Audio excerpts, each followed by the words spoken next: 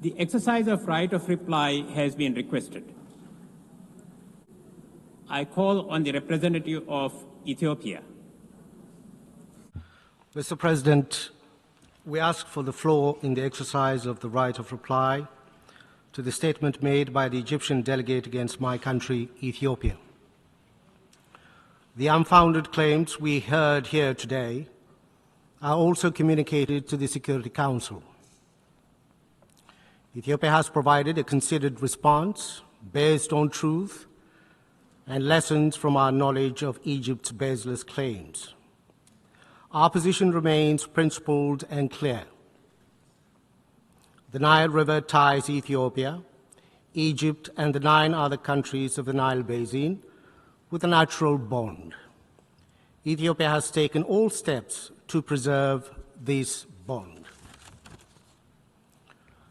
The contrast between Ethiopia's long-standing policy of cooperation and Egypt's continued hostility is starkly clear.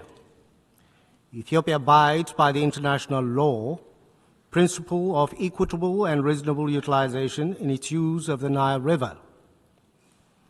Egypt, on the other hand, is invested in imposing what it calls its historic right.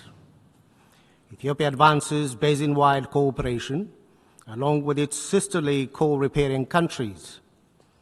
Egypt pushes for colonial-era bilateral commission that grants it unfettered authority over 10 African countries.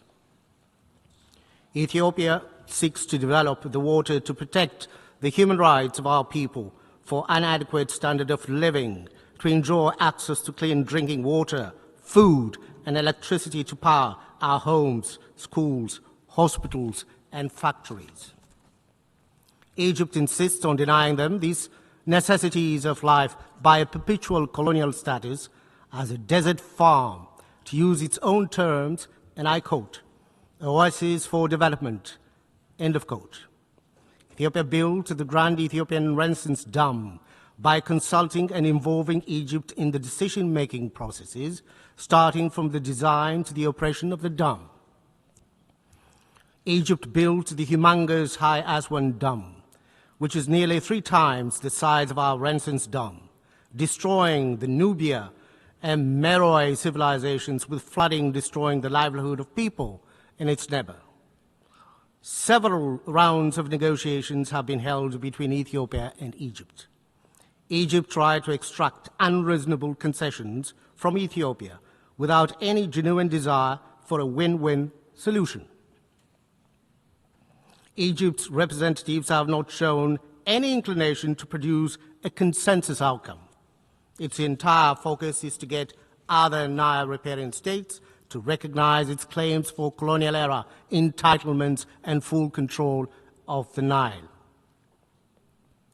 Ethiopia's dam is the first of many, not only in Ethiopia but also in the wider Nile Basin region.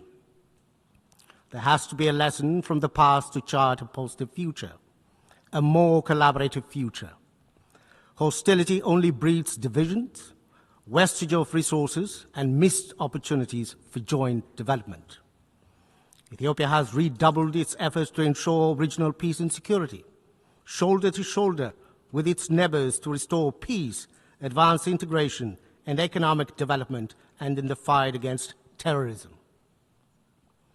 Egypt, on the other hand, is disrupting these regional efforts, shipping in arms and supporting belligerents and making diplomatic solutions impossible in its neighbors to the south and west.